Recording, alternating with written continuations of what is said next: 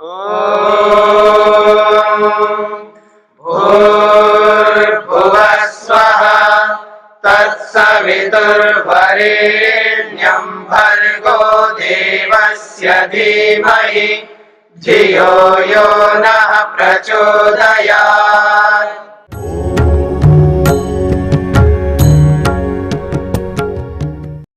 अबोध समिति जैसे कानूनी रूप में 6 महीने का वैध मान्य 6 महीने तक का जी।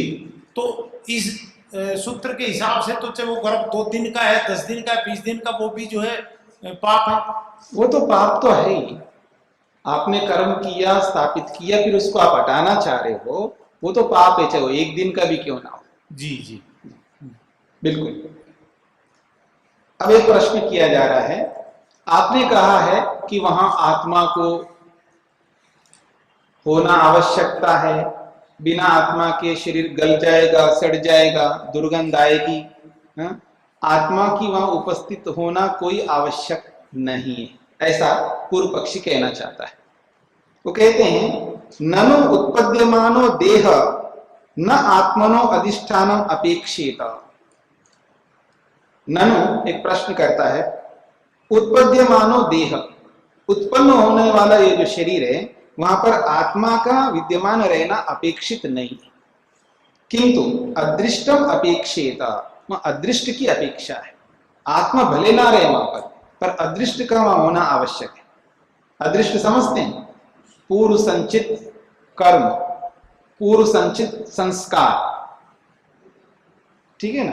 पूर्व जन्म में शरीर में रहते हुए जो आपने संचय किया है ना, क्या साथ ले जाओगे, बोलते हैं ना लोग, क्या साथ ले जाओगे, ये कपड़े क्यों इकट्ठा करते हो, साथ ले जाओगे कपड़ों को, सोना चांदी को, धन दौलत को, जमीन को, मकान को, किसको साथ ले जाओगे?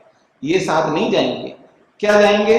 कर्म जाएंगे, संस्कार जाएंगे, आपकी विद्या अविद्या जाएगी। तो उसको अदृष्ट कहते हैं। वो कहता है आत्मा को वहां रहने की कोई आवश्यकता नहीं है, आत्मा के बिना ही वहां पर शरीर का निर्माण हो जाएगा। क्या अपेक्षित है? अदृष्ट की अपेक्षित है। अदृष्ट वहां अपेक्षित है, अदृष्ट का रहना जरूरी है, ये कहना चाहता है। वो कहता है अदृष्टम अपेक्षते, अदृष्ट योगात् देहस्य उत्पद्यमानता तथा अपूति भावश्च भवेत्। वो कहता है अदृष्ट के योग से देहस्य उत्पद्यमानता, देह की उत्पन्नता हो जाएगी, शरीर का बनना हो जाएगा, और अपूति भावश्च, और वो न गलेगा न सड़ेगा, क्योंकि वहां अदृष्ट विद्यमान है। यदि ऐसा कोई कहे तो अत्र उच्यते, इसका समाधान किया जा रहा है। कहते हैं अदृष्ट द्वारा चेत असंबद्धस्य तद असंभवात् जलादिवत अंकुरे, उसका समाधान किया है।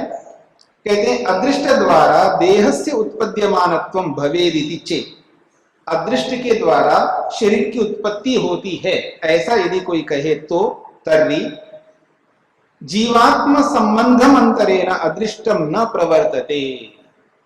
कहते बिना आत्मा के अदृष्ट प्रवृत्त हो ही नहीं सकता, अदृष्ट अपने आप कहीं जा नहीं सकता। अदृष्ट जाता है तो आत्मा के साथ साथ जाता है, आत्मा के बिना अदृष्ट अपने आप कहीं नहीं जा सकता। ये कहना चाह रहे हैं जीवात्मा संबंधम अंतरेण, जीवात्मा के संबंध के बिना अदृष्टम न प्रवर्तते, अदृष्ट कहीं भी प्रवृत्त नहीं होता। तथा भूतस्य असंबद्धस्य तस्य अदृष्टस्य तत्र देह शुक्र आदौ असंभवात्। कहते हैं तथा भूतस्य संबंधस्य, ऐसे स्वरूप वाला जिस अदृष्ट के साथ आत्मा का संबंध नहीं है, तस्य अदृष्टस्य, ऐसे आत्मा रहित अदृष्ट का, तत्र वहां पर देह शुक्र आदौ असंभवात्, शरीर का बनना, शुक्र आदि का निर्माण होना संभव ही नहीं है।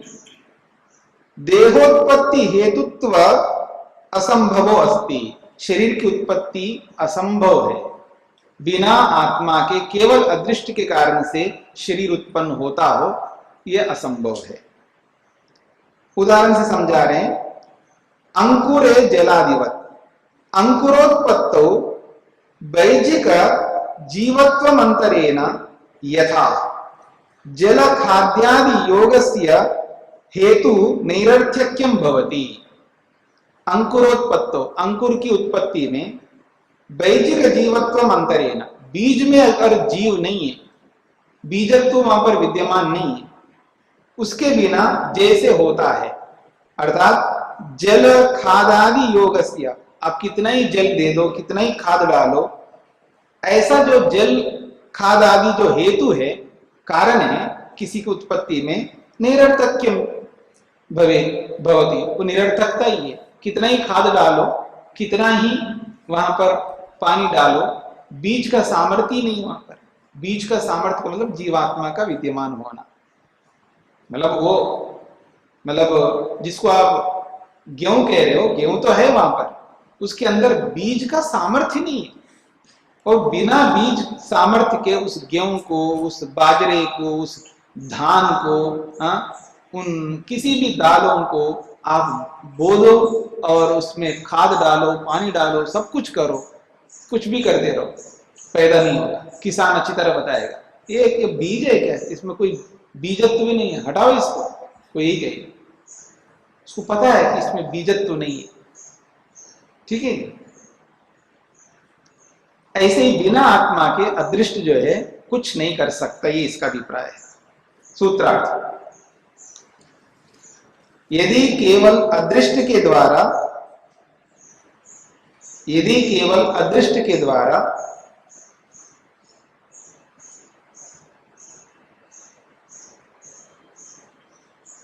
यदि केवल अदृष्ट के द्वारा शरीर की उत्पत्ति माने तो, शरीर की उत्पत्ति माने तो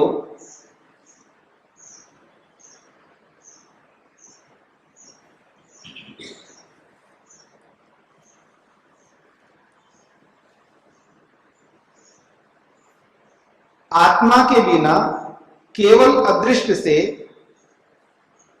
आत्मा के बिना केवल अदृष्ट से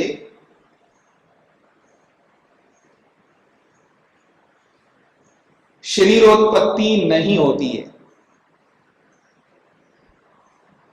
आत्मा के बिना केवल अदृष्ट से शरीरोत्पत्ति नहीं होती है।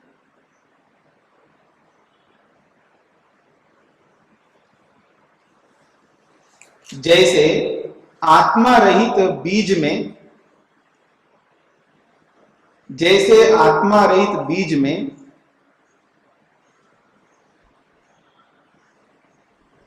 केवल खाद पानी डालने से, केवल खाद पानी डालने से अंकुरोत्पत्ति नहीं होती है।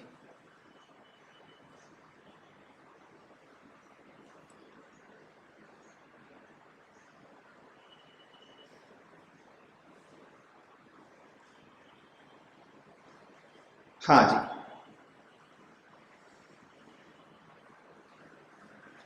पुनश्च अन्यो दोषः, एक और दोष भी प्रस्तुत कर रहे हैं इसी बात में। निर्गुणत्वात् तदसंभवात् अहंकार धर्मा ही एते। आत्मनो निर्गुणत्वात्, आत्मा जो है निर्गुण है। निर्गुण का मतलब यहां पर गुण रहित नहीं है, हाँ ये याद रखना। निर्गुण शब्द का अर्थ गुण रहित अर्थ भी होता है।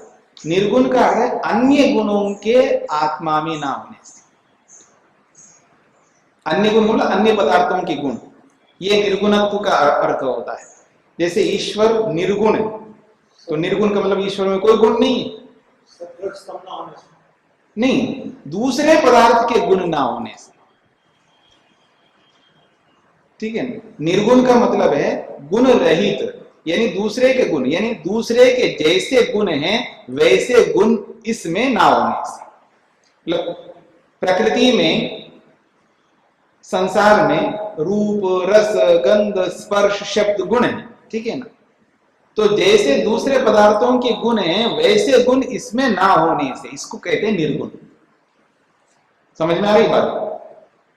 तो कहते हैं आत्मनो निर्गुणत्व, आत्मा के निर्गुण होने से, गुण संपर्क रहितत्वात्, वो दूसरे के गुणों के संपर्क से रहित होने से, केवलम चेतन स्वरूपत्वात्, वो केवल चेतन स्वरूप है, वो जड़ स्वरूप नहीं है, रूप रस गंध स्वरूपों से युक्त नहीं है, केवल चेतन स्वरूप है। तो कहते केवलम चेतन स्वरूपत्वात्, वो केवल चेतन स्वरूप होने से तत्र अदृष्ट असंभव, उस आत्मा में अदृष्ट का होना तो असंभव है। तस्मात् नैष सिद्धांत युक्ता, ये सिद्धांत युक्त नहीं है।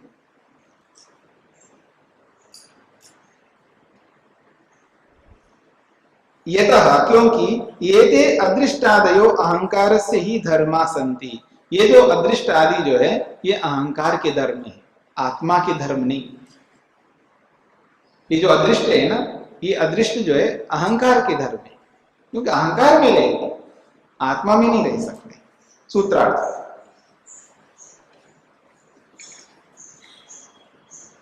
यद्यपि जीवात्मा के निर्गुण होने से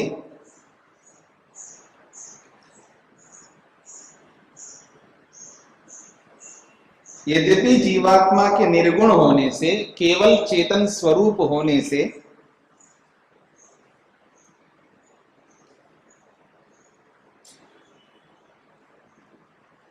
आत्मा में अदृष्ट आदि का होना असंभव है। आत्मा में अदृष्ट आदि का होना असंभव है,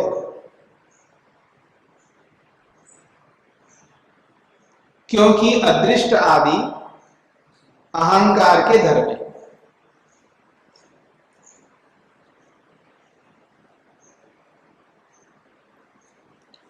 क्योंकि अदृष्ट आदि अहंकार के धर्म है।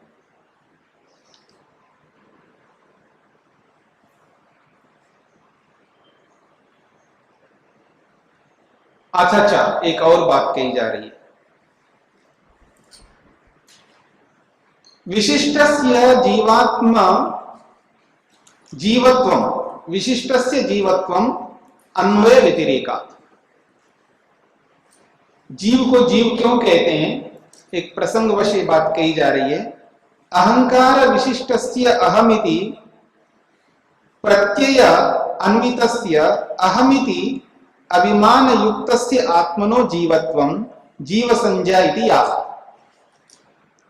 अहंकार विशिष्टस्य अहमिति, ये जो अहम है, मैं हूं, अहमस्मि, ये जो अनुभूति है, ये अहंकार से युक्त आत्मा ही कर सकता है। प्रत्यय अन्वितस्य, ये जो विशेष प्रत्यय ना, अहम का मतलब है विशेष ज्ञान है, ये विशेष प्रत्यय है। तो कहते हैं अहमिति प्रत्यय अन्वितस्य अहमिति अभिमान युक्तस्य, ये अहम रूपी अभिमान से युक्त आत्मा का जीवत्वम जीव संज्ञा, तभी उसको जीव कहते हैं। जीव को जीव क्यों कहते हैं, जब वो अहंकार से युक्त हो जाता है आत्मा, तब उसको जीवत्व जीव संज्ञा होती है। क्योंकि जीवन जहां पर है, अहम का अनुभव जब हो रहा होता है तभी तो वो जीवन है। अहम का अनुभव ही नहीं हो रहा है तब वो आत्मा मात्र है। मेरी बात समझ रहे हो? जैसे आज हम जीवन जी रहे हैं, जीवित हैं, इसी जीवन में, इस जीवित अवस्था में अहम अस्मि, मैं हूं, ऐसी अनुभूति हम करते हैं। तो ये जो अनुभूति हो रही मैं हूं, ये अनुभूति बिना अहंकार के हम नहीं कर सकते। ठीक है, बिना अहंकार के नहीं कर सकते। तो जीव किसको कहते हैं, अहंकार से युक्त आत्मा को जीव नाम से बोला जाता है, ये कहना चाहते हैं यहां पर। कैसे, अन्वय व्यतिरेका, अन्वय व्यतिरेकाभ्याम, अन्वय और व्यतिरेक के कारण से, अर्थात यत्र अहमिति अनुभूति सजीवः, जहां अहम की अनुभूति हो रही है तो समझ लेना वहां जीव है। यत्र नास्ति न सजीव, जहां अहम की अनुभूति नहीं है वह जीव नहीं है। सूत्रार्थ, अहंकार युक्त आत्मा को, अहंकार युक्त आत्मा को, अहंकार युक्त आत्मा को जीव कहा जाता है। अहंकार युक्त आत्मा को जीव कहा जाता है।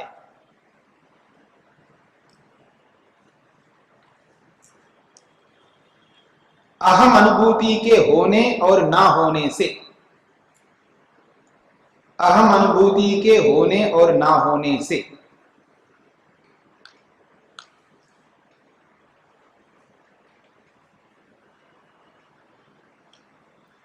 यही अन्वय व्यतिरेक कहलाता है जी। अन्वय व्यतिरेक का मतलब है, अन्वय का मतलब होना और व्यतिरेक का मतलब ना होना। जिसके होने से हो, जिसके ना होने से ना हो।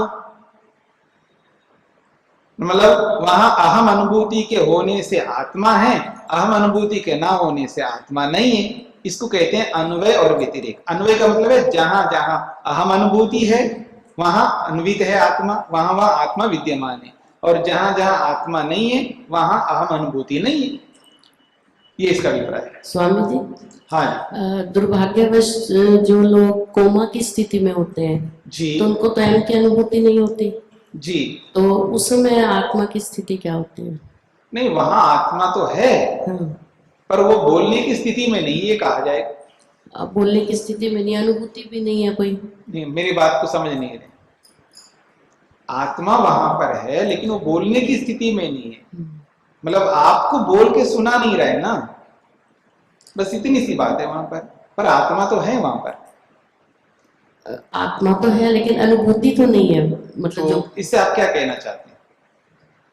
मतलब अभी जो आपने सूत्रार्थ बताया जी, जी, कि ये अन्वय व्यतिरेक वही है कि होना तो अन्वय है और ना होना तो व्यतिरेक। कॉमा से पहले था, कोमा से तो पहले रोग के कारण से अनुभव नहीं कर पा रहा है, हाँ, ये मानो ना। मतलब इसका मतलब किसी नहीं, कारणवश। फिर भी वही बात आप बार बार बोलते हो, किसी कारणवश। उस कारणवश से पहले में जाओ ना। ठीक है, उस कारण से पहले तो अनुभव कर रहा था ना, अब वो कारण आ गए रोग। किसी रोग से ही तो कोमा में चला गया। अब सबको पता है रोगग्रस्त है, ये कुछ नहीं बोल सकता। इससे ये देखिए, परिभाषा गलत तब होती है जब आप अनर्थापत्ति में अर्थापत्ति लगाओगे। ठीक है ना भाई? वो बोल रहा था ना, बोलते बोलते किसी रोग के कारण से बेहोश हो गए। अब वो अहम नहीं बोल रहा है, ठीक है ना, अहम नहीं बोल रहा है, इतनी सी बात है। बाकी शरीर तो चल रहा है वहां, जीवन तो चल रहा है ना वहां, शरीर तो जीवित है ना वहां पर, केवल अनुभूति नहीं कर पा रहे किसी रोग से। अब उस रोग को हटा दो तो बोलने लग जाए।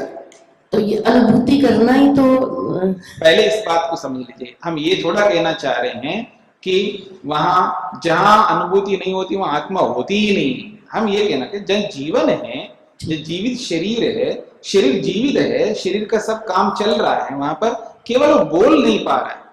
ठीक है ना, बोल नहीं पा रहा है, वाणी नहीं निकल रही है रोग के कारण से। ये सब जान रहे हैं हम लोग। ऐसा थोड़ा है कि किसी पत्थर में भाई अनुभूति नहीं हो रही, वहां आत्मा है, ऐसा सब हम अनुभव कर रहे हैं। वहां तो आत्मा है ही नहीं। ठीक है ना, वो तो ना रोग की स्थिति है, वो हमेशा वैसी रहती है। ये हमेशा ऐसा नहीं था, पहले तो बोल रहा था ना, किसी रोग के कारण से ऐसा हो गया। तो इस बात को उस नियम के साथ मत जोड़ना, ये कहना चाह रहा हूं। ठीक है जी स्वामी जी। ये जितनी आत्माएं उतने अहंकार व्याप्त है। हाँ जी, सभी सबके साथ अहंकार विद्यमान है। इसका मतलब अहंकार तो सृष्टि में घूम रहा है और आत्मा जैसे जब उसको ले लेती है, जैसे जब छोड़ देती है। नहीं, ना तो वो छोड़ती है ना वो पकड़ती है। वो अपने अपने कर्मों के कारण से परमात्मा उस अहंकार से जोड़ता है, और कर्म नहीं है तो अहंकार से हटाता है। जब हम अहंकार शून्य होते हैं, अहंकार तो अहंकार नहीं होता है जिस आत्मा के पास में, जी, तो वो अहंकार फिर कहाँ घूमता रहता है? कोई घूमता अहंकार नहीं होता, मतलब वो अपने कारण में चला जाता है। आत्मा से अहंकार तभी हटता है जब उसको कारण में जाना होता है। अगर कारण में नहीं जाना है तो अहंकार आत्मा से हट नहीं सकता। कारण में जाने का मतलब? भाई घड़ा अपने कारण में जाता है का मतलब क्या होता है? मिट्टी बन जाना, अपने मूल रूप में चला गया घड़ा मिट्टी के रूप में। तो अहंकार तो बनी हुई वस्तु है ना, तो रॉ मटेरियल के रूप में बन जाएगा वो, तब हटेगा, उसके बिना नहीं है। भाई घड़ा घड़े के रूप में है तो उसका प्रयोग करेंगे ना। अहंकार किस में मिल जाता है? जिससे बनता है अहंकार। जिससे मतलब? मतलब आप समझो, आपने पूरा दर्शन तो पढ़ लिया, पढ़ लिया ना। सत्वरज स्तंभ में अहंकार बनता है महतत्व से, महतत्व बनता है सत्वर स्तंभ से, ऐसा है। पहले अध्याय में आपने पढ़ा है ना, सत्व रजस तमसाम साम्यवस्था प्रकृति प्रकृतिर महान महतो अहंकार, पढ़ा है ना आपने। तो महतत्व से अहंकार उत्पन्न होता है, ठीक है। चलिए अब कहा जा रहा अहंकार विशिष्ट आत्मा जीव इति उक्तम, तस्य तथाविधस्य जीवस्य कार्य सिद्धि कथम भवति किम ईश्वरादीना। अब एक प्रश्न किया जा रहा है, बहुत अच्छा प्रश्न है, इसको भी समझ लीजिएगा, लोक में बहुत चलता रहता है। देखो जी हम तो कठपुतली हैं, हम कुछ नहीं करता, सब भगवान कराता है, ऐसा बोलता आदमी। क्या बोलता है आदमी, सब भगवान कराता है। झूठ भी भगवान बुलवा रहा है आपको, चोरी भी भगवान करवा रहा है, सब भगवान करवा रहा है, मेरा क्या दोष है, सब भगवान करवा रहा है, ये मानता है। तो कह रहे हैं अहंकार विशिष्ट आत्मा, आपने कहा अहंकार से युक्त होता है आत्मा, तब जीव जीव कहलाता है, आपने ये बात कही है। तो तस्य तदाविदस्य जीवस्य, ऐसे जीव का कार्य सिद्धि कथम होती, वो कार्यों को कैसे सिद्ध करता है, तो कर्म कैसे करता है। किम ईश्वराधीन, ईश्वर के अधीन होकर के काम करता है, अथवा स्वतंत्र रूप से करता है। अत्र उच्यते, देखिएगा कपिल ऋषि कितना स्पष्ट शब्दों से बोल रहे हैं, अहंकार कर्तृधीना कार्य सिद्धि न ईश्वराधीना प्रमाण अभावात्। वो कहते हैं अहंकार कर्तृधीना, वो अहंकार रूपी कर्ता के अधीन है, अहंकार रूपी कर्ता के अधीन कार्यों की सिद्धि होती है, न ईश्वर अधीन, ईश्वर के अधीन नहीं होता है। क्यों, कोई कहे नहीं ईश्वर अधीन है, तो प्रमाण अभाव, ईश्वर के अधीन होकर के कर्म करता है, ईश्वर ही करवाता है, इसके पीछे कोई प्रमाण नहीं। कितना स्पष्ट कहा है। जीवस्य कार्य सिद्धि कार्य निष्पत्ति कर्म प्रवृत्ति व अहंकार रूपस्य कर्तुरधीना भवति। जीवात्मा की जो कार्य की सिद्धि है, यानी कर्म में जो प्रवृत्ति है, वो अहंकार रूपी कर्ता के अधीन होता है। यतः तद विशिष्टो ही जीवा, क्योंकि आत्मा जो है अहंकार से युक्त है, ईश्वर अधीना ना, ईश्वर के अधीन नहीं। कुतः ईश्वर अधीनम जीवस्य कर्म इत्यत्र न प्रमाणम उपलभ्यते। यदि कोई ईश्वर के अधीन मानता है तो ईश्वर के अधीन होकर के कर्म करता है, इस संदर्भ में कोई प्रमाण उपलब्ध नहीं होता है। कहते हैं जीव खलु कर्म करने न ईश्वर अधीनत्वम अपेक्षते। जीवात्मा को कर्म करने के लिए ईश्वर के अधीन होना अपेक्षित नहीं है, अपितु स्वातंत्रेण कर्म करनाय श्रुति, वो स्वतंत्र होकर के कर्म करता है, इस बात में श्रुति विद्यमान है।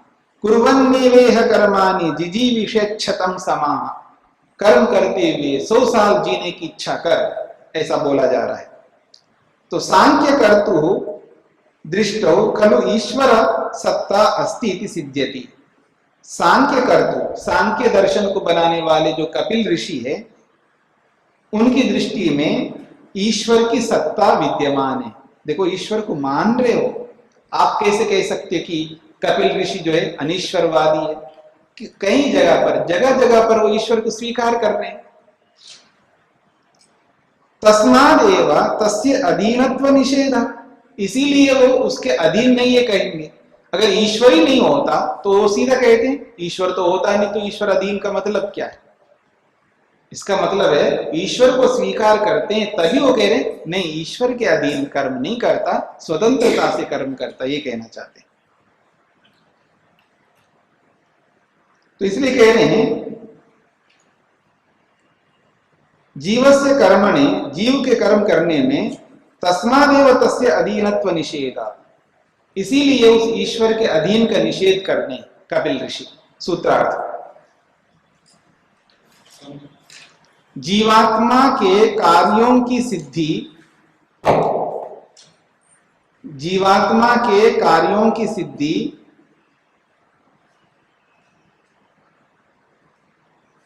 जीवात्मा के कार्यों की सिद्धि अहंकार नामक उपकरण से सिद्ध होता है। यह सिद्धि होती है, अहंकार नामक उपकरण से सिद्धि होती है। जीवात्मा के कार्यों की सिद्धि, जीवात्मा के कर्मों की सिद्धि अहंकार नामक उपकरण से सिद्ध होती है, ईश्वराधीन नहीं है।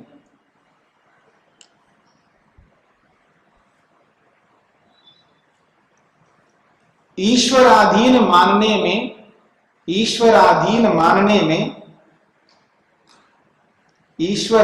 मानने में प्रमाण न होने से। द्यो शान्तिरन्तरिक्षं शान्तिः पृथिवी शान्तिरापः शान्तिरोषधयः शान्तिः वनस्पतयः शान्तिर्विश्वे देवाः शान्तिर्ब्रह्म शान्तिः सर्वं शान्ति शान्तिरेव शान्ति क्षमा शान्तिरेधि। ॐ शान्ति शान्ति शान्तिः।